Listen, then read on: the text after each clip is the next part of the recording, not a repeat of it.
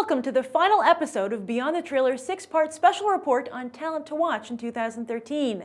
Daniel Radcliffe, Dane DeHaan, Chloe Moretz, and Jonathan Groff are all set to stand out from the crowd this year. And last episode, I told you how Steve McQueen's artistic partnership with Michael Fassbender would most likely lead to mainstream success for the director this year. Another director who has his own partnership with a hot young actor and who is equally as uncomfortable as McQueen is making nice with mainstream filmmaking is Nicolas Winding Refn. Now, at first it seemed like the Danish director would pair up with Tom Hardy, who he brought into the spotlight with Bronson. However, Christopher Nolan quickly snapped a party for himself, leaving Winding Refn empty-handed. But then who should come along but Ryan Gosling?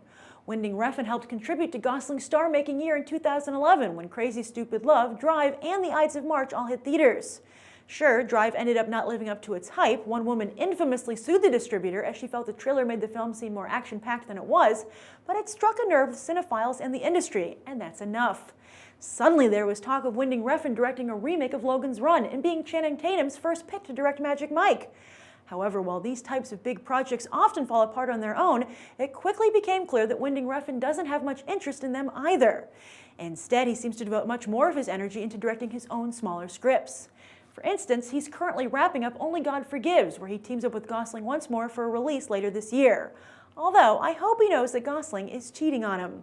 While most actors pick one director, Gosling is hedging his bets as he's also reteaming with his Blue Valentine director, Derek Cianfrance, for A Place Beyond the Pines, which, by the way, co-stars Dane DeHaan.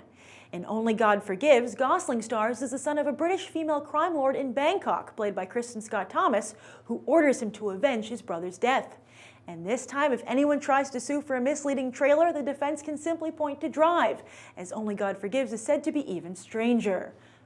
Did Drive not live up to its hype because it wasn't strange enough? Either way, Winding Refn and Gosling are both doubling down in 2013 with Only God Forgives. Do you think Winding Refn is as hot a director as Hollywood thinks he is? And is he smart to focus on making his own movies, or should he try harder to play the Hollywood game like Steve McQueen is finally doing?